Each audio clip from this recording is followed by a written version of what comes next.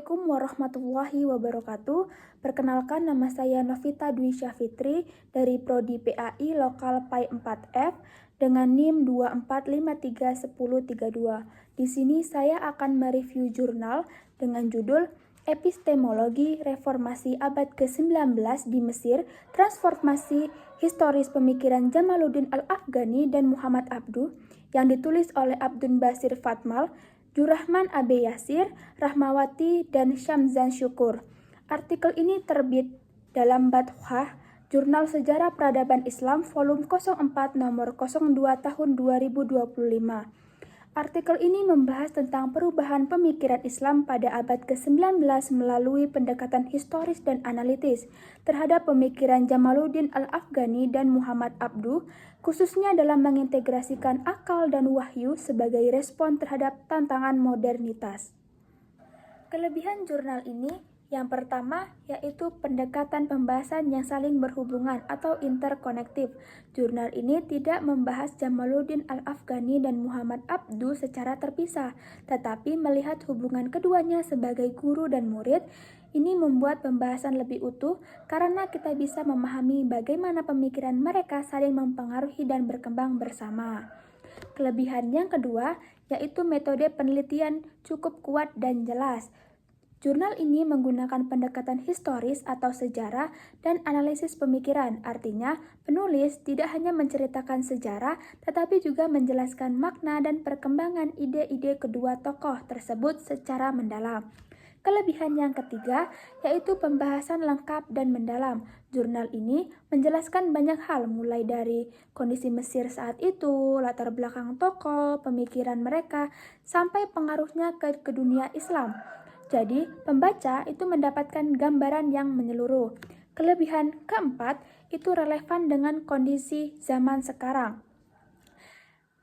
Dalam jurnal ini, gagasan tentang pentingnya akal, pendidikan, dan pembaruan pemikiran Islam masih sangat cocok untuk menjawab masalah umat Islam saat ini, seperti ketertinggalan pendidikan dan cara berpikir yang masih kaku. Kelebihan yang kelima itu didukung oleh banyaknya sumber ilmiah. Nah, jurnal ini menggunakan banyak referensi dari penelitian lain sehingga argumennya lebih kuat dan bisa dipercaya secara akademik. Selain kelebihan, tentunya dalam jurnal ini juga ada kekurangan. Kekurangan yang pertama yaitu bahasa yang digunakan sulit untuk dipahami. Nah, jurnal ini memakai banyak istilah ilmiah seperti epistemologi, hermeneutika, dan dialektika yang mungkin sulit untuk dipahami oleh mahasiswa yang belum terbiasa. Kekurangan yang kedua yaitu kurang memberikan contoh konkret. Nah, dalam jurnal ini pembahasannya lebih fokus pada teori dan pemikiran, tetapi kurang memberikan contoh nyata bagaimana gagasan tersebut diterapkan dalam kehidupan sekarang. Kekurangan yang ketiga yaitu kurang kritis terhadap tokoh. Dalam jurnal ini, Jamaluddin Al-Afghani dan juga Muhammad Abduh lebih banyak dibahas dari sisi kelebihan, sementara kekurangan atau kritik terhadap pemikiran mereka tidak terlalu dibahas. Kekurangan yang keempat itu fokus pembahasan terlalu pada satu wilayah, yaitu Mesir. Meskipun disebut berpengaruh secara luas, penjelasan tentang pengaruh di wilayah lain seperti Asia Tenggara kurang dibahas secara mendalam. Kekurangan yang kelima yaitu struktur penulisan cukup panjang dan padat. Nah, dalam jurnal ini ada beberapa bagian penjelasan terlalu panjang dalam suatu paragraf atau dalam satu paragraf, sehingga pembaca itu perlu konsentrasi lebih untuk memahami isinya. Analisis saya terhadap jurnal ini yaitu jurnal ini ingin menunjukkan bahwa pemikiran Jamaluddin Al-Afghani dan juga Muhammad Abduh muncul karena kondisi umat Islam yang sedang mengalami kemunduran, terutama akibat pengaruh kolonialisme barat dan cara berpikir yang tidak berkembang.